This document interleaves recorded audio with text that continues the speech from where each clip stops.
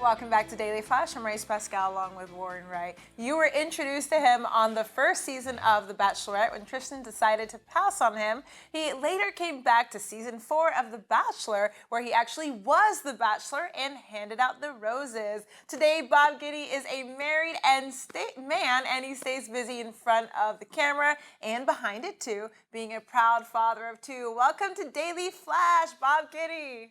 Hi guys. Hey, how's it going? Okay. I'm great. Thank you. Awesome. Well, okay, so you're obviously a multitasker.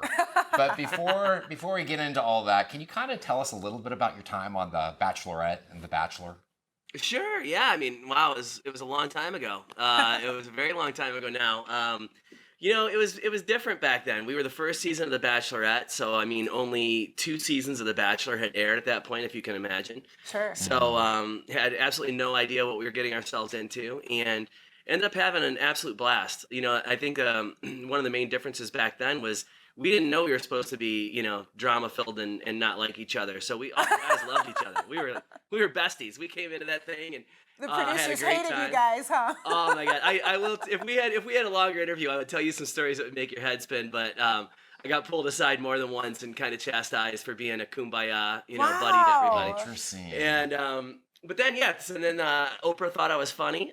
She made me her man on the street, and in between The Bachelorette and The Bachelor, and then, all Oprah had to do was say, I want Bob to be the next Bachelor, and that's pretty much what she did. And did she really? There you go.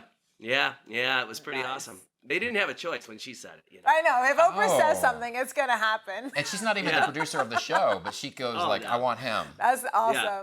And of course, awesome. you said that was like a different time of your life back then. Now you're a father of 2 boys. How's fatherhood? What's that like? It's pretty awesome. I waited till I was 47 to have kids, and I don't recommend that part of it because now I'm, 51 with 2 kids under the age of 4. Oh, look, your beautiful family. Aww. Yeah, we just lost my little puppy Phoebe last year, which is a real bummer. But I had her for 13 years. She was an awesome dog, and my kids loved her. But yeah, so we, I'm 51 with 2 kids under the age of 4. So, I think it's a young man's game. Never a dull moment, and hopefully it'll keep me young too. But it's amazing. Well, all that bending and stooping for the kids. Right? Right. That's good cardio and, good kind of yoga, maybe? Oh, yeah. A lot of deep knee bends, all that kind of stuff. So it's good. All right. Well, you and Tristan are still pretty good friends, right? And you're doing a podcast and iHeartRadio. Tell us a little bit about that. Yeah, it's pretty cool. So iHeartRadio has, I've done a bunch of stuff with them over the years where I've sort of done their guest hosting for all of their Real Housewives series and all the different things that they do. And then they called me and asked me if I would be interested in doing a podcast for them. And I had Trista, this past year was the 20-year anniversary of Trista's season. Wow. And so Trista and I were doing a bunch of press together, and I was like, this is kind of fun. We should do something with it, And and then when iHeartRadio called me, I think at the same time they had called Trista, and it was one of those things. It was just a very easy, marriage to come together and basically make fun of me every day on the radio, which is what we do. Make fun of you. Some of that self-deprecating humor, huh? It's all I'm a one-trick pony. It's all I got, but it's a lot of fun. Well, that's as long as you're having fun, you love what you do, you're never going to work a day in your life. How about music? Are you still performing music? Music was the first thing. I mean, that's how I ended up on The Bachelorette, obviously, was they thought it was an interesting twist that a touring musician owned a mortgage company. It was back in the day when you could be a hyphenate. Now it's like, class clown, whatever these guys are these days. Live in mom's basement, I think is the normal one that all the guys get.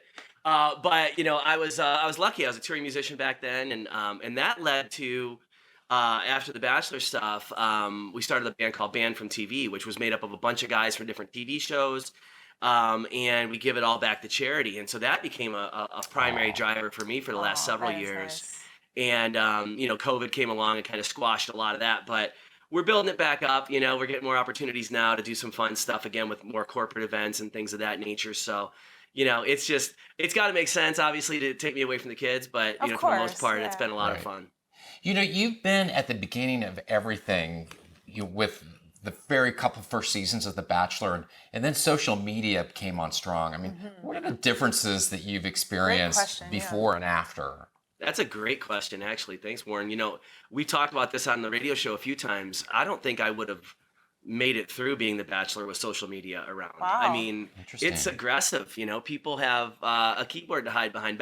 I'll be honest. I mean, to give you guys an idea of the time frame and make myself feel like even more of a dinosaur, there wasn't any social media back then. In fact, it was MySpace was Yeah. like the biggest thing, Right. you know, and there were chat rooms that were nasty, but you know, you didn't have that global thing. Sure. And you know, the trade-off back then, I mean, you know, we had 26 million viewers a week, you know, and now it's like still a hit show with like 7 or 8 million a week, Right. but with this huge social media appeal. So, you know, there's a lot of differences, but I mean, you know, I think one of the major things is people go on the show now and they know they're going to come off of there with a huge fan base of social media and selling tooth whitening kits and backpacks. But, you know, back then we didn't, you know, we came off of it and it was like, here we go back to our old lives. And I just got lucky that, like I said, that Oprah kind of plucked me out of obscurity and gave me a chance to do some other fun stuff. And you have a Nice. thicker skin.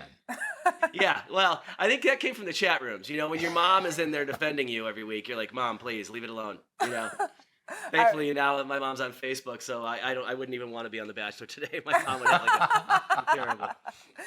Real quick, I know you've done some stints on Game Show Network as a host. Tell us about Deal or No Deal Live. We have about 30 seconds. You got it. Yeah, thank you. Yeah, so yeah, for many years, I did a bunch of stuff with the Game Show Network, and I've always been a big fan of game shows too. And Deal or No Deal obviously was a huge one. Right. They approached me right before COVID with this huge slate of dates to go on the road and do Deal or No Deal Live, which they are taping, and it is part of something they're going to use down the road. But right now it's a live show, and it got killed during COVID, and they brought it back right at the tail end of it, and we're going strong now. It's pretty fun. We're doing about 40 or 50 dates this year, Excellent. and already got a whole bunch on the hopper for next year. Bob, So yeah. so wonderful chatting with you. We love having you on the show. We hope you'll come back and visit us again.